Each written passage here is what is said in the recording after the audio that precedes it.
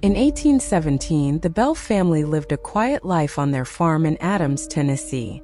John Bell, a respected farmer and father, had carved out a good life on the frontier with his wife Lucy and their children. But one summer evening something shifted. As John walked the fields at dusk, he noticed a strange animal lurking near the woods. Something part dog, part rabbit, and completely unnatural. He raised his gun and fired, but the creature vanished without a sound. From that night forward, eerie occurrences plagued the Bell household. Knocking sounds on the walls, footsteps echoing with no source.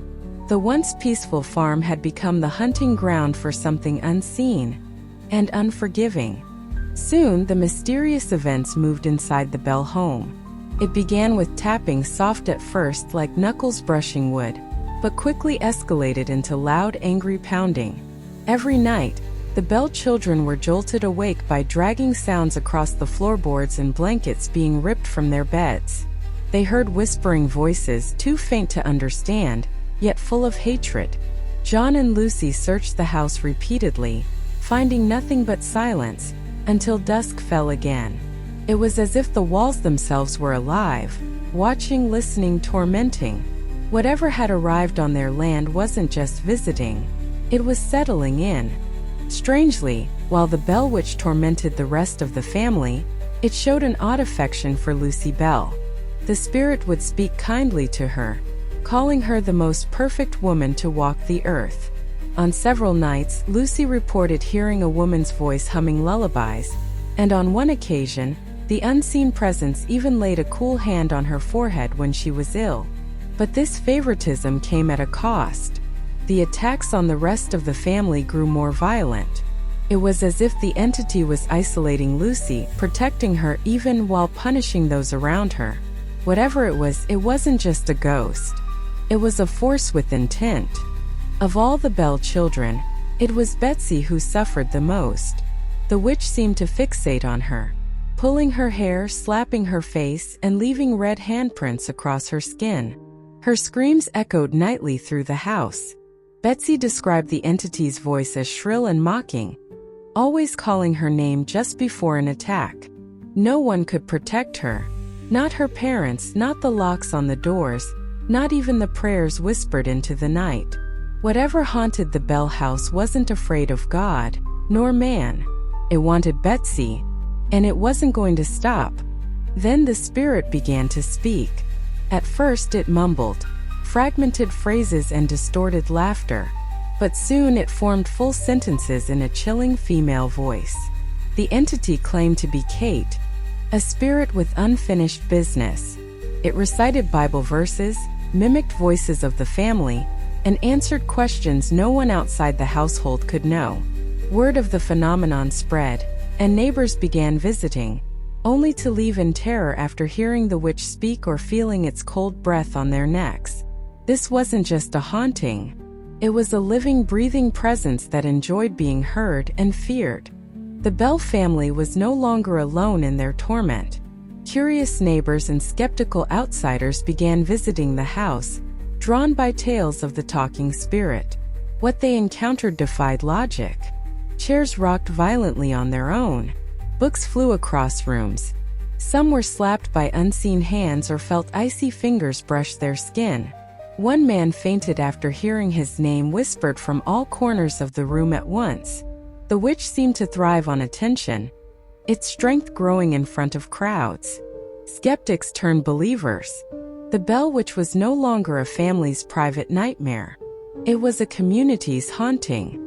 News of the Bell Witch spread far beyond the Tennessee countryside, eventually catching the attention of General Andrew Jackson himself. Intrigued and skeptical, Jackson traveled to the Bell farm with a group of men, determined to expose the haunting as a hoax. But as they approached, their horses refused to move. Their wagon wheels locked without cause. Then a disembodied female voice echoed through the trees. "You may enter, but you will never leave unscathed." Inside the house, Jackson's men were tormented, slapped, pushed, and ridiculed by the unseen force. The general reportedly fled by morning, shaken and silent. Whatever haunted the Bells, was no ordinary ghost. As the years passed, the spirit's attacks became focused, targeting John Bell himself. The once strong patriarch began to suffer from mysterious afflictions, trembling hands, swelling of the tongue, and blackouts. The entity mocked him constantly, calling him Old Jack Bell, cursing him with every whisper. He couldn't eat. He couldn't sleep. His condition worsened despite every remedy tried. The witch vowed it would kill him, and no one could stop it. Family and friends watched helplessly as the man who had once stood tall was now hollowed out by something no one could see, but everyone could feel. The Bell Witch was keeping her promise. On December 20th, 1820, John Bell was found dead in his bed. His family discovered a strange glass vial near his body, filled with a dark, unidentified liquid. As they stood in shock, the witch's voice rang out from the darkness. "I gave Old Jack a dose of that last night. It fixed him." The bottle was thrown into the fire, where it burst into a blue flame and vanished. The Bell Witch had not only predicted his death, she had taken credit for it. It marked the first time in U.S. history that a spirit was blamed for a man's death, and the community believed it. Even in death, John Bell found no peace. During his funeral, the witch returned, louder and more malicious than ever. As mourners gathered to pay respects, her voice rang out in laughter, mocking the service. Scriptures were interrupted by chilling cries and invisible slaps. Horses neighed and trembled, sensing something deeply wrong. The preacher's voice was drowned out by invisible cackling, and one mourner claimed his coat was yanked from behind by unseen hands. What should have been a solemn farewell turned into a terrifying spectacle. The Bell Witch made one thing clear: she was not done yet. After John Bell's death, the witch's torment seemed to lessen, but she wasn't gone.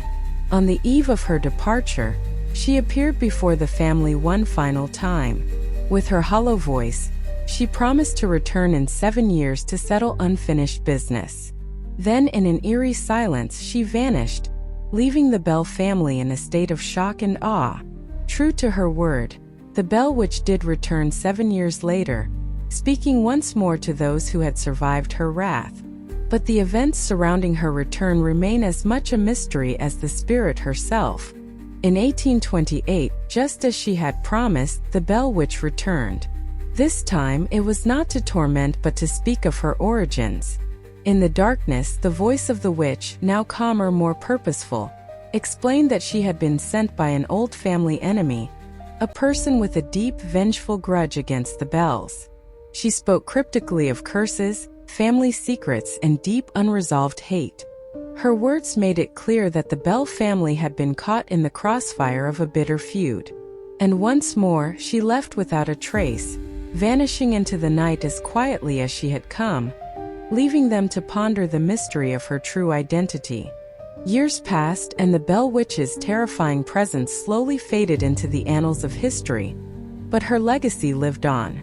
The Bell family's land became a site of fascination and dread. Locals whispered about the haunting for generations, while others claimed the witch still haunted the woods, her presence felt on the wind. Today, the Bell Witch legend is one of the most famous hauntings in American folklore, and the farm remains a popular, albeit eerie, tourist destination. No one truly knows what happened in those dark years, but the curse of the Bell Witch is a chilling reminder that some spirits never fully leave. Today, the Bell Witch's legend continues to captivate visitors from around the world. The Bell Farm, now a historic site, attracts those brave enough to explore its dark history. The eerie silence of the land is occasionally broken by strange sounds, cracking branches, whispering winds, and shadows that seem to move on their own. Tourists often report feeling a sudden chill, or hearing whispers that seem to come from nowhere.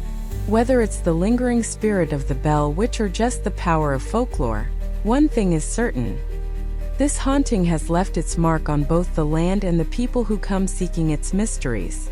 The Bell Witch story remains one of America's most perplexing and chilling paranormal mysteries. Was it a vengeful spirit, a long-held family curse, or something far darker that plagued the Bells? Though the full truth may never be known, the events of the Bell Witch haunting have become an indelible part of American folklore. The Bell family, forever marked by the terror they endured, left behind a legacy that continues to captivate and haunt those who dare to seek the truth. The Bell Witch is not just a story, it's a mystery that lingers unanswered in the shadows of history. Thank you for watching. If you enjoyed this true horror story and want to hear more chilling tales from the unknown, don't forget to subscribe to Only True Horror for more spine-tingling paranormal mysteries. If you want to dive deeper into this story, check the description for sources and further information. Stay tuned for more, and remember, the truth is often far more terrifying than fiction.